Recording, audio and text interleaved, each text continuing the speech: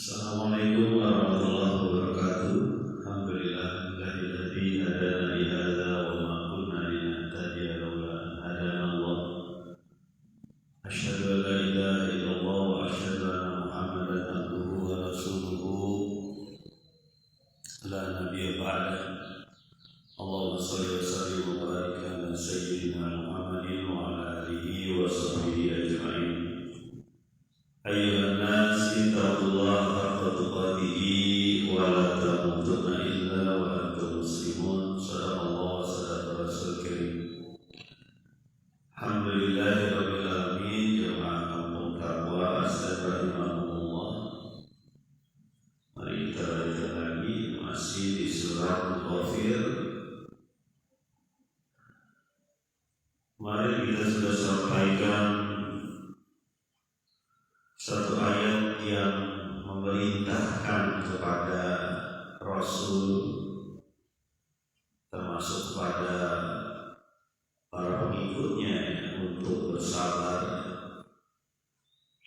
dalam menanti janji dari Allah yang benar, bahwa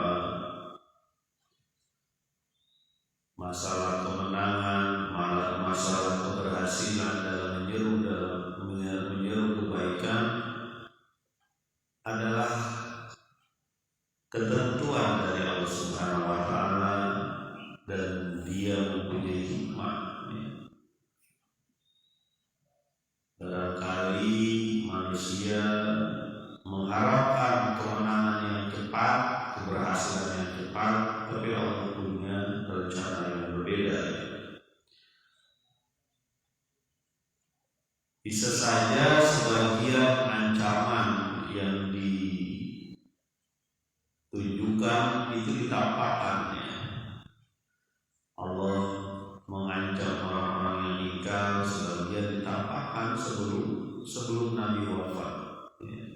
Ada juga nabinya wafat lebih dulu, sebelum ancaman yang diberikan oleh Allah itu nyata.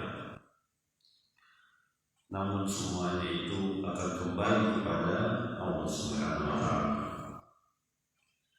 Kita lanjut di ayat yang ke-78 surat Ghafir. Bismillahirrahmanirrahim. Wa laqad arsalna rusulan min qablika minhum man qasasna 'alaik wa minhum man lam naqsus 'alaik wa ma kana li rasulin an ya'tiya bi ayatin illa bi idznillah fa idza jaa amrullah qudiya bil haqqi wa khasira hunalika al-mubtilun. Dan sungguh sudah kami utus rasul-rasul sebelum engkau ya Muhammad. Di antara mereka ada yang kami kabarkan kisahnya kepadamu, dan di antara mereka ada juga yang tidak kami kabarkan kisahnya. Dan tidaklah bagi seorang rasul mendatangkan mukjizat atau tanda kekuasaan Allah kecuali dengan izin Allah. Dan ketika datang perintah dari Allah, maka diadililah dengan hak, dengan benar, dan merugilah orang yang berpegang pada kebatilan. Ini adalah pernyataan dari Allah Subhanahu wa taala bahwa ada rasul-rasul sebelum Muhammad SAW, ada yang dikisahkan, ada yang tidak dikisahkan. Jadi Nabi Muhammad SAW ini adalah bagian dari rangkaian rasul yang Allah berikan, bukan berdiri sendiri. Dalam satu hadis disebutkan, hadis Nabi Muhammad SAW menyebutkan bahwa aku ibarat sebuah batu bata. Ada bangunannya bagus, tapi ada satu bagian temboknya yang tidak ada batu-batanya bolong. Dan itulah aku, kata Nabi, aku yang menutup itu sehingga sempurna. Artinya Nabi Muhammad SAW adalah bagian dari utusan Allah Subhanahu Wa Taala yang diutus ke bumi kepada manusia untuk menjadi petunjuk, karena manusia adalah khalifah di bumi. Kita tahu dari kisah Adam, ada yang diceritakan kepada Nabi, ada juga yang tidak diceritakan kepada Nabi. Ya. Dan kisah-kisah ini ada dalam Al-Quran. Walau pada Rasulullah min qablika minhum man qasasna 'alaika wa minhum man lam naqsus 'alaika. Ada yang dikisahkan, ada yang tidak dikisahkan. Maksudnya apa? Bahwa nabi-nabi sama juga, di mana-mana itu dapat ujian. Ada juga nabi yang mungkin menghendaki agar kalau bisa cepat gitu ya, cepat untuk kebaikan ini tersebar. Tapi urusan Allah kan masalah asli. Kita usaha apa saja ya, berusaha dari sisi berkehidupan ekonomi misalnya. Yang penting usaha, hasil usaha, asal syaratnya halal. Begitupun dalam menyebarkan kebaikan, menyampaikan perintah Allah.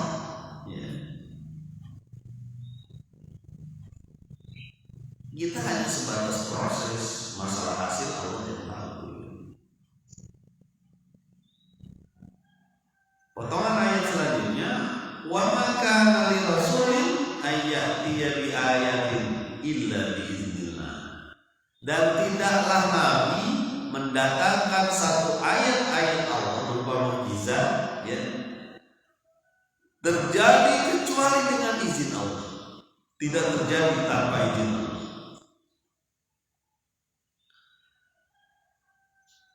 Nah, karena seorang nabi juga seorang manusia, dia punya batas juga, batas kesabaran dia ada. Walaupun ada yang menyatakan sabar itu tidak ada batas, tetapi namanya manusia, ada masalah sabar juga. Makanya ada juga mungkin harapan, ya Allah tolonglah tunjukkan kebesaran-Mu kepada mereka, orang-orang yang ingkar ini. Gitulah kira-kira.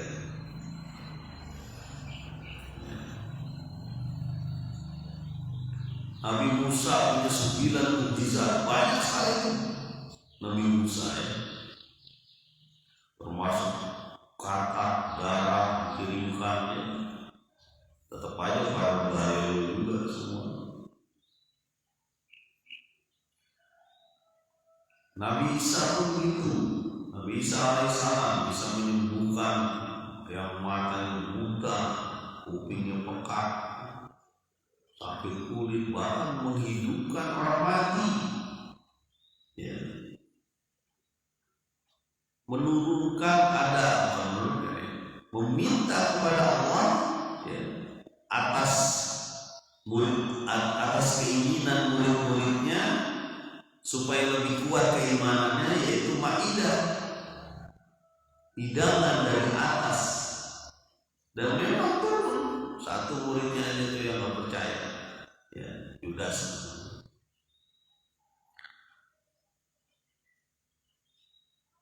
banyak termasuk beberapa nabi-nabi lain yang punya mukjizat luar biasa.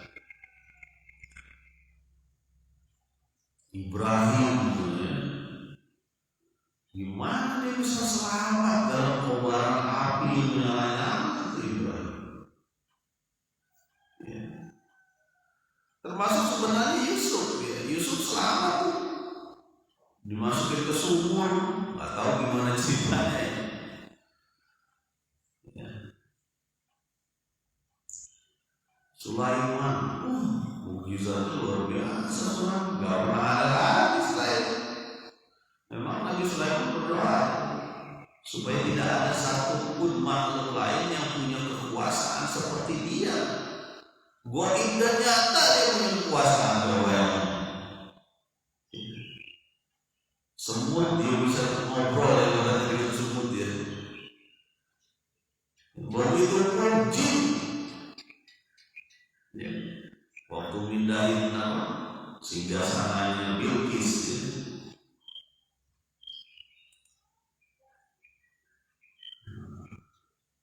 Jadi begitu Nabi Daud punya kekuatan hebat, bisa menggunakan besi dan sebagainya.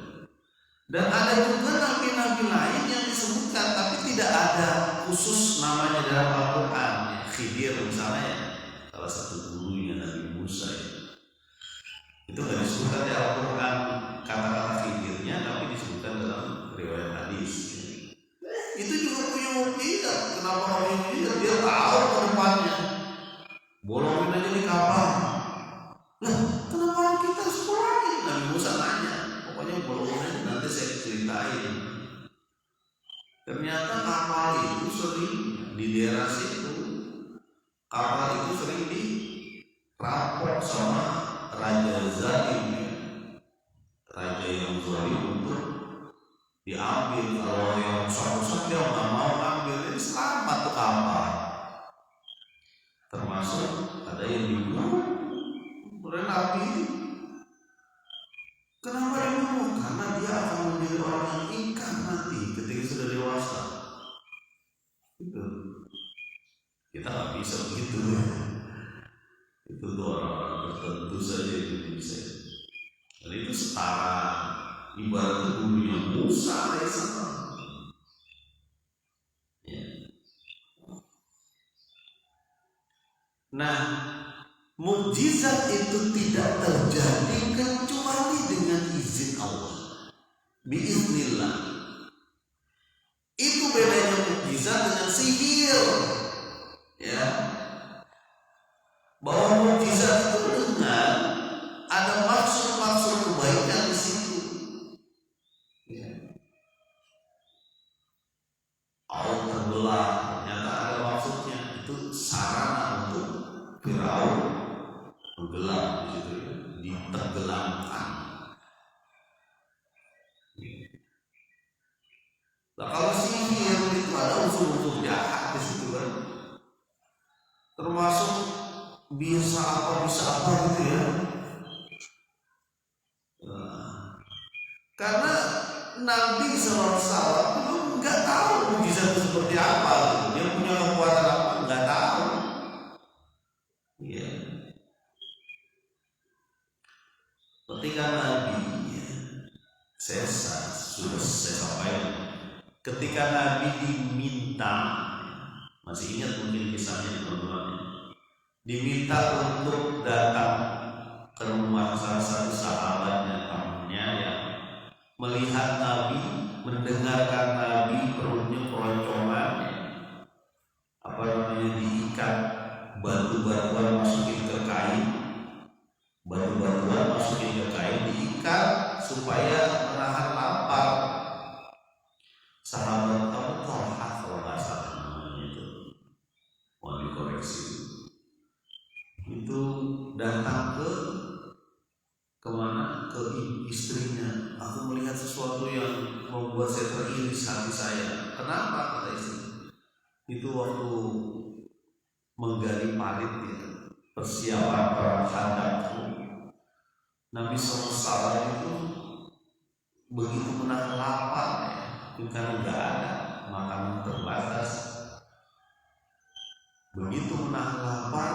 Ini gimana, ada makanan nggak? Oh ada nih, nanti potongin aja tuh, ada anak kambing, potong nanti undanglah beberapa orang sahabat-sahabatnya Nabi.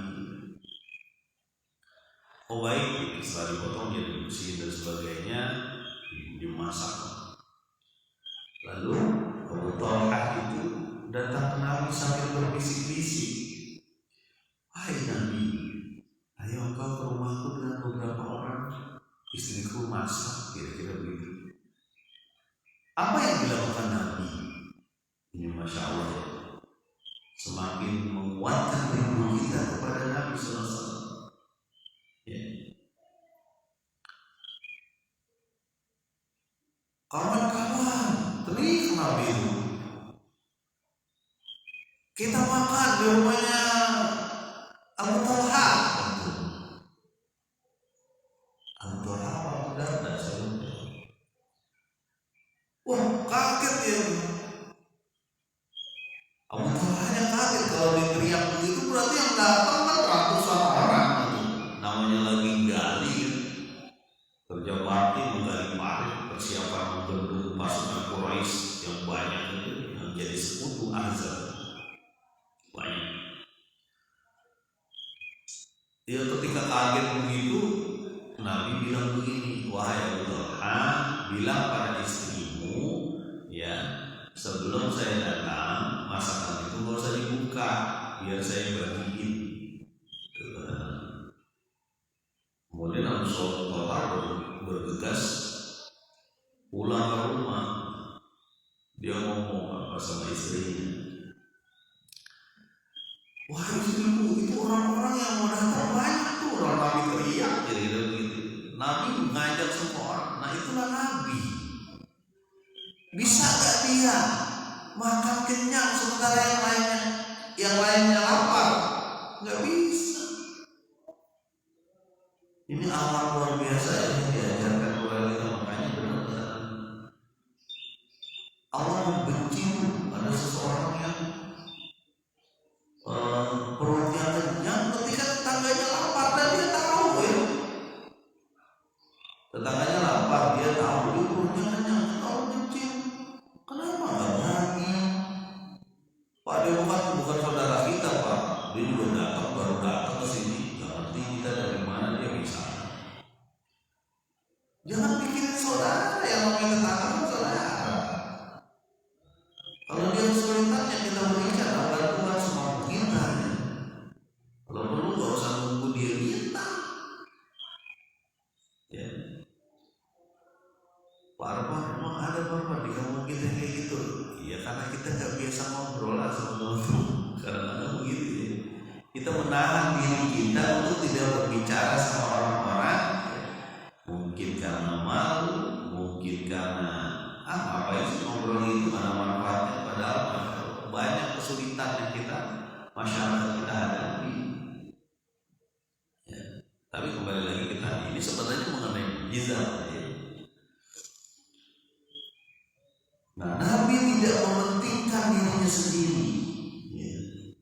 Dia sampaikan bahwa Abu Talhah masakan nih, ayo bareng-bareng makan ke sana. Ya. Sesampainya di sana, Nabi mengambil makanannya itu. Mungkin ada roti dan apa namanya, masakan dari kambing. Nabi yang mana piringnya dituangin, tuh ternyata banyak yang datang itu terus makan dari apa wadah masakan itu, baik roti ataupun masakan kambing, terus makan. Ya. Sampai kemudian Nabi juga makan bersama. Masih ada sisanya. Nah, itulah mukjizat. Allah memberikan keberkahan dan pada makanan yang kelihatannya sedikit untuk ratusan orang. Makanya kata Nabi, makanan berdua bisa untuk bertiga, makanan bertiga bisa untuk berempat. Artinya apa? Kalau kita punya jumlah makanan dua, ya, jumlah makanan dua itu sebenarnya bisa dibagi orang satu gitu. Artinya gabung dengan orang lain sehingga bisa kita makan bertiga. Makanya salah satu sedekah itu kita memberi makan. Ya. Mudah-mudahan ini kita jadi semangat kita di umur Nabi. Memang ada satu riwayat dia sering resah ketika umatnya tidak makan, sementara di rumahnya itu bisa ada 2 bulan gak kelihatan api. Masya Allah, 2 bulan gak masak, gimana itu? 2 purnama seperti 2 purnama tidak masak. Dia hanya bertahan dengan air putih dan kurma. Masya Allah. Sallallahu alaihi wasallam. Betapa begitu memikirkan umat ini. Makanya selawat itu harus disambung dengan amal. Kita boleh selawatan dan sebagainya dianjurkan bagus. Namun jangan berhenti terus di situ, tapi disambung dengan amal. Ikuti gaya Nabi gitu. Selawatan tapi gayanya gaya orang-orang yang ingkar. Selawatan harus mengikut gaya Nabi. Gaya Nabi bersedekah, gaya Nabi lisannya itu terjaga, gaya Nabi memperlakukan orang tua, gaya Nabi dalam berusaha, gaya Nabi dalam menghormati tamu dan tetangga begitu. Jamaah bertakwa astagfirullah. Mari kita lanjutkan lagi, masih di ayat sampai ini masih 78. Jadi mukjizat itu tidak terjadi kecuali dengan izin Allah. Ya, banyak mukjizat.